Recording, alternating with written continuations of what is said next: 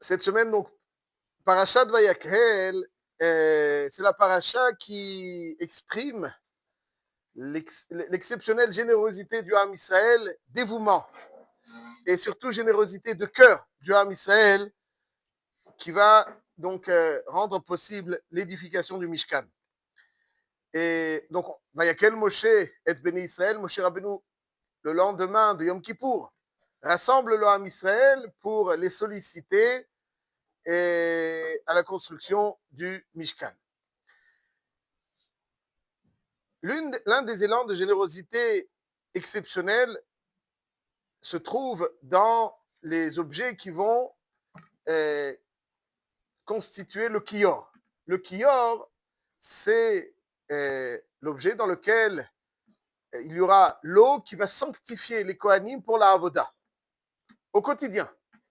Donc, c'est-à-dire qu'un Kohen, qui doit faire la Avoda, il doit se sanctifier.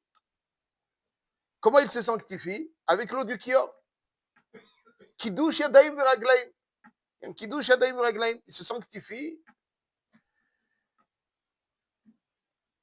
De même, lorsqu'il fallait faire boire une femme sota pour rétablir la paix dans un foyer, ou bien, le cas échéant, Khalila, rétablir la Kdusha dans un foyer, la paix, donc la Kdusha, et s'il n'y a pas de. Donc, la mettre à l'écart. Alors, l'eau venait de ce kior. Le kior est un des objets qui sanctifie l'homme dans le Beth Amikdash, dans le Mishkan, dans le Beth Amikdash.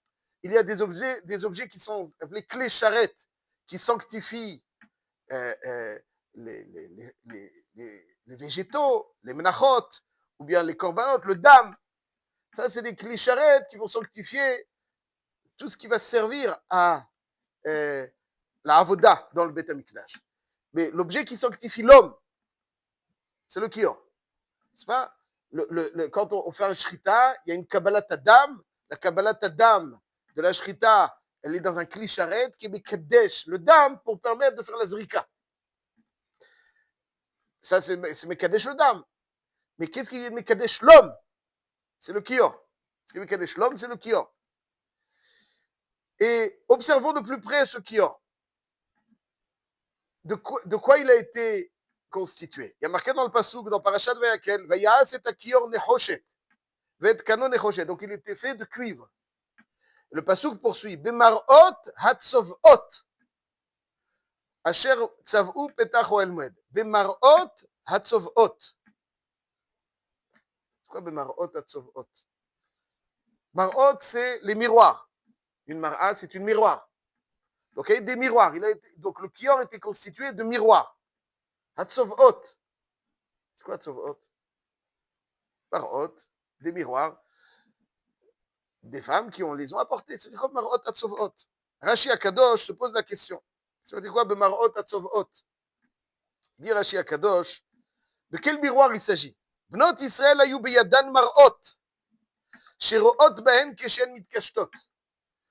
Quand elles se faisaient belles, elles s'observaient dans des miroirs. Et ces miroirs-là, ils sont indispensables. La femme a besoin de se sentir belle. Et donc, ces objets-là, pour elle, sont d'une extrême importance. Et nous dit Rashi, Vaf Otan, ces objets-là, qui pour elle, ce sont d'une extrême importance, Loïkvu mileavi le nidvat mishkan.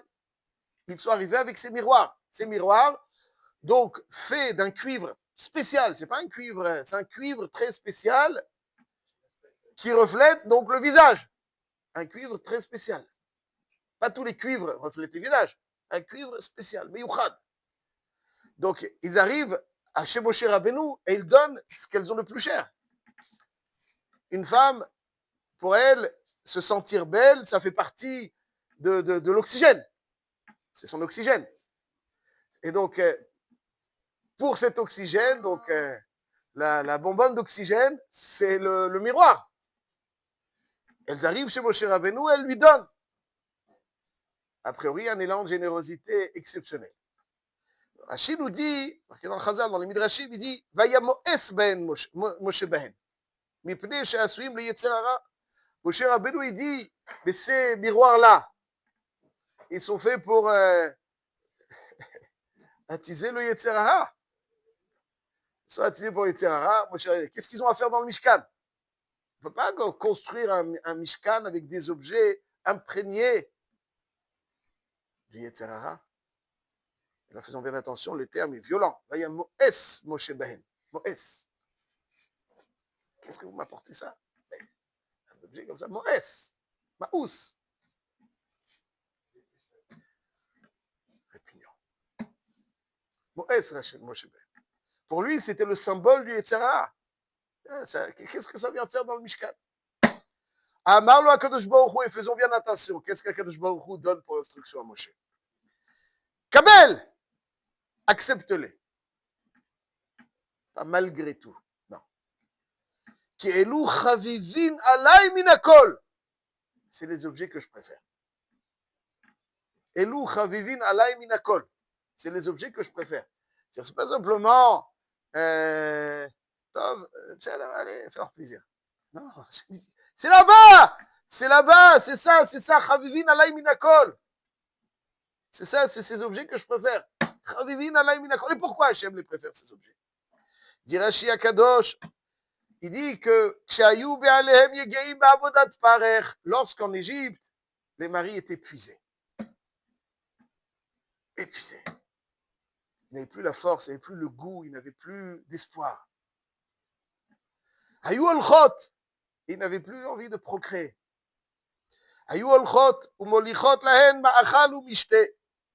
Les femmes se déplaçaient. Elles avaient des bambins à la maison, n'est-ce pas, Rabbi Moshe Alevi? C'était pas Shisha Bekeres Echad. Ça veut dire que Baruch Hashem, hein, des 6. Ça veut dire que quand elle devait aller au truc, elle aurait pu dire, écoute, j'en ai suffisamment à la maison. Bon, petit temps d'arrêt quand même. Le bon Dieu comprendra. Mon mari, il n'est même pas là, il est dans les champs, il est épuisé. Et moi, je m'occupe tout seul d'eux. Non, ça, c'est pas des vraies femmes juives. Les vraies femmes juives, elles cherchent encore et encore. Noch ou noch, encore et encore. Parce qu'elles savent que c'est par là que passe la Géoula. C'est là que passe la Géoula. Donc, malgré tous les bambins, Ben Porat Yosef à la maison, maman, il faut être une mère pour chacun comme un fils unique, n'est-ce pas? Chacun, il a besoin de se sentir un fils unique. Et quand même, ils ont les capacités, plusieurs facettes, chacun. Et donc, elles ne renoncent pas, malgré l'épuisement des maris, elles vont les provoquer. Elles préparent quelque chose de bon. Et elles vont aller les séduire. Et donc, avec ces marot, elles vont les séduire. Et elles font naître donc cette envie chez leur mari. Et donc, elles vont donner naissance, c'est ce qui va rendre Yetziat Mitzrayim possible. Et Rashi conclut en amenant le pasuk dans Shir Hashirim, Tavchat tapuach orarticha. Shama hibelatra imecha. Ça veut dire que sous les pommiers, je t'ai provoqué. Tachat tapuach orarticha. C'est les femmes sous les pommiers, là-bas, elles étaient dans les champs. Alors qu'elles étaient dans les champs, bon, elles étaient dans les champs. Elle allait dans les champs. Elle lui apportait à manger dans les champs. Elle allait les séduire dans les champs. Pourquoi tout ça? Pour faire naître le Ham Israël. Akadosh Baruch Hu, il lui dit, c'est du Yetzer Hara, ça, Moshe Rabbeinu. C'est du Yetzer Hara. Pour toi, c'est synonyme de séduction. Et donc, ça n'a pas sa place dans le Mishkan. Mais c'est la séduction pour fonder le Ham Israël. Il n'y a pas d'objet plus kadosh que ça. Il n'y a pas d'objet plus kadosh que ça. Ces objets donc qui seront imprégnés de Kedusha, parce qu'ils ont servi à fonder le Ham Israël. Donc, des fois, on peut avoir l'impression, une séduction, bon, c'est pas... bon, mais il le faut. Mais c'est pas il le faut, c'est une mitzvah. C'est impératif. C'est comme ça qu'on consolide un foyer juif, qu'on fonde un foyer juif. C'est dans cet état d'esprit. Et les objets qui servent à ça, ne sont pas des objets de... C'est des objets de Kedusha. C'est avec ça que le Kohen va se sanctifier. C'est ça qui va sanctifier l'avoda. Quelle est l'avoda du Kohen? L'avoda du Kohen, c'est de Kadesh et Tachomer, d'être le Kadesh, le Korban, de créer un lien entre la matière et le spirituel. Alors quoi? Ça, chez le Ham Israël, c'est un acte de Kedusha qui doit, qui doit donc être correctement motivé pour fonder pour l'équilibre d'une famille. C'est un acte de Kedusha. Ces objets-là qui vont servir à cela sont imprégnés de Kedusha. C'est les objets qui vont permettre au Kohen de se sanctifier. C'est les objets qui vont permettre tellement la Kedusha de l'eau que cet objet contient, que la sota, si elle a déliré, elle ne peut pas contenir en elle la Kedusha de cette eau. Donc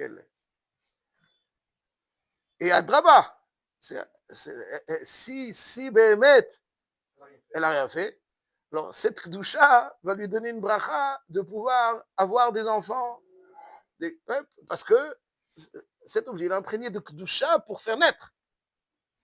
Donc elle permet de faire naître. Mais si elle a déliré, alors la Kedusha, l'intensité de la Kedusha, elle éclate. Mais si elle a, ça c'est l'objet de Kedusha.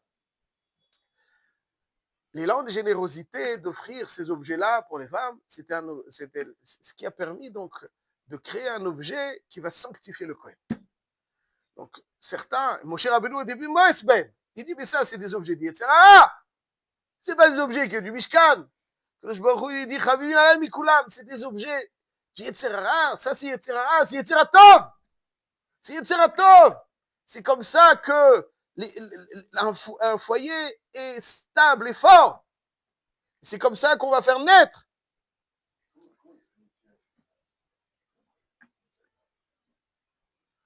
Le kior, il est constitué de tous ces miroirs. On va prendre l'eau qui est dans ce kior pour sanctifier le Kohen chaque matin.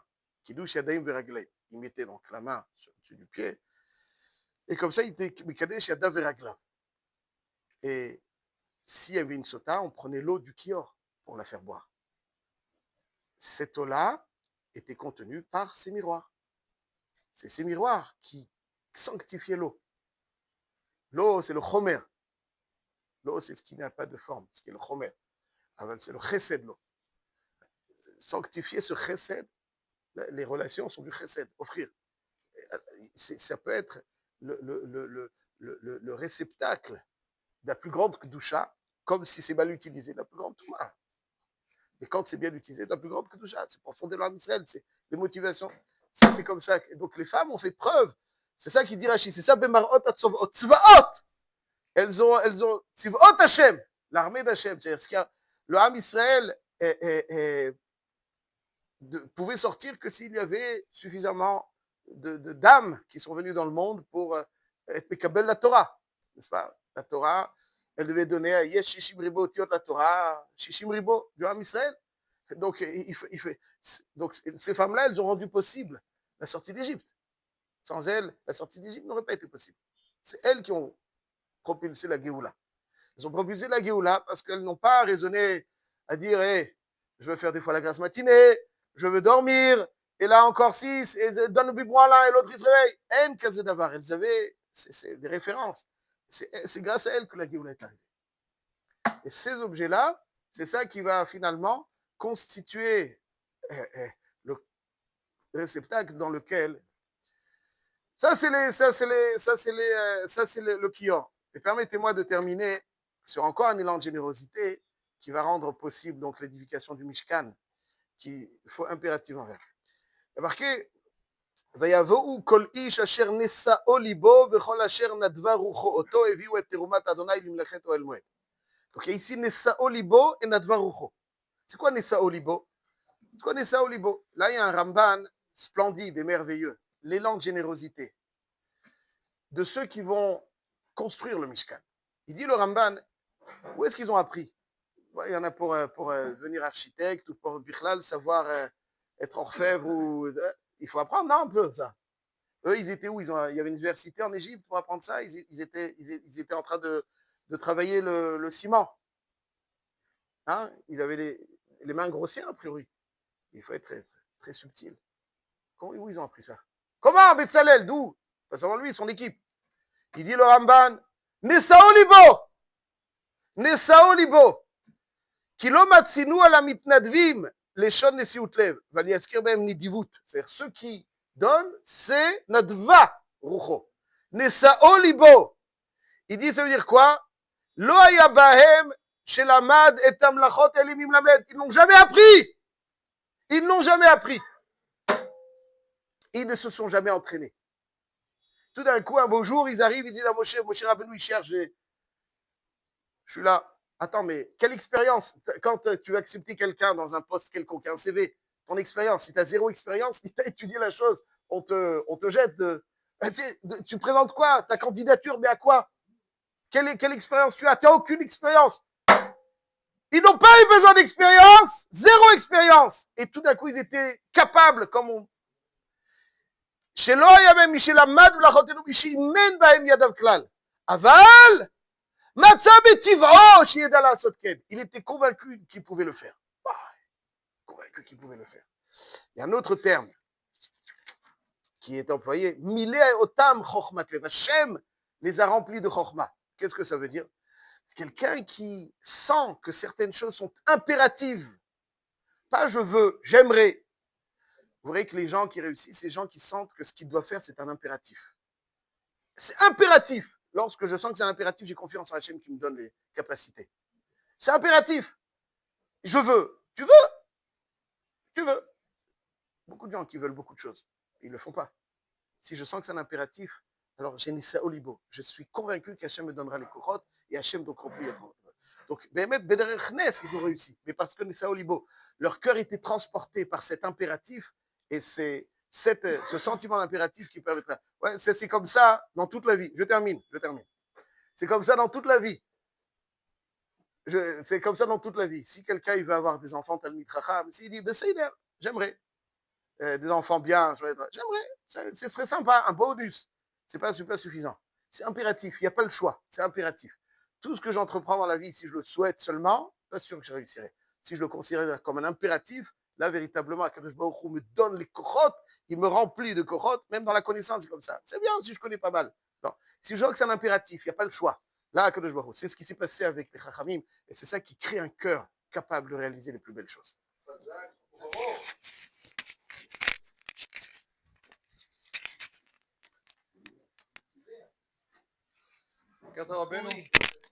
כל הכבוד, גיל.